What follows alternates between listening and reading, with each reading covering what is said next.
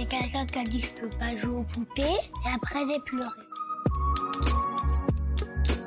Bienvenue sur Papatriarcat, le podcast qui réfléchit à la parentalité au XXIe siècle pour l'affranchir du modèle patriarcal.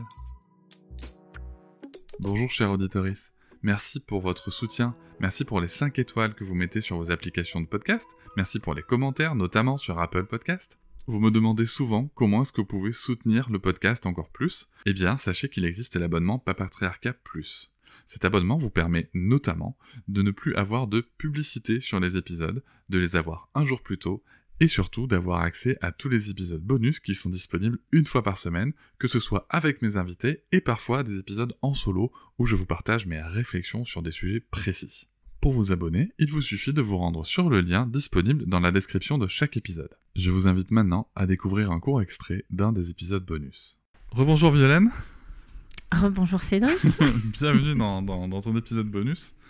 Dans l'épisode général, nous avons parlé de ton premier livre, Maternité, Paternité, Parité, qui parle beaucoup du congé paternité coparent et de sa nécessité d'évolution, de transformation et surtout d'avoir quelque chose de beaucoup plus exigeant que ce qui existe là, et de ses bienfaits pour la société. Mais tu as écrit un autre livre qui s'appelle « Le pouvoir insidieux du genre », livre que je n'ai pas lu. Alors, c'est Le pouvoir insidieux du genre avec un sous-titre « Histoire courte qui en disent long ». Qu'est-ce que c'est ce livre ? Alors ce livre, c'est un livre beaucoup plus intime, qui est très complémentaire du premier, mais qui est aussi plus large en termes de périmètre abordé, puisqu'on dépasse le cadre de la parentalité pour parler de la façon dont on intériorise au quotidien les normes de genre et pour révéler ces processus d'intériorisation, j'utilise le récit principalement. Donc à peu près 80% du livre est constitué de récits. Il y en a une bonne soixantaine, sachant que certains, c'est une juxtaposition de petites choses du quotidien qui ne sont pas des petites choses du tout.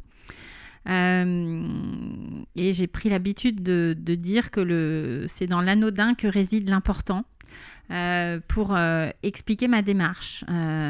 C'est-à-dire que 80% du livre aborde soit des expériences personnelles, soit des expériences qui m'ont été racontées ou dont des personnes de mon entourage ont été témoins ou moi j'en ai été témoin. Et régulièrement, j'essaye de changer de place. C'est-à-dire que dans ces histoires, soit la personne qui est narratrice, alors en général, je n'utilise pas...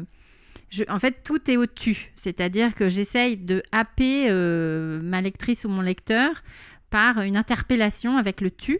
Et donc, j'essaye de convier cette personne à rentrer dans le personnage qui pense, qui agit, qui vit telle ou telle histoire.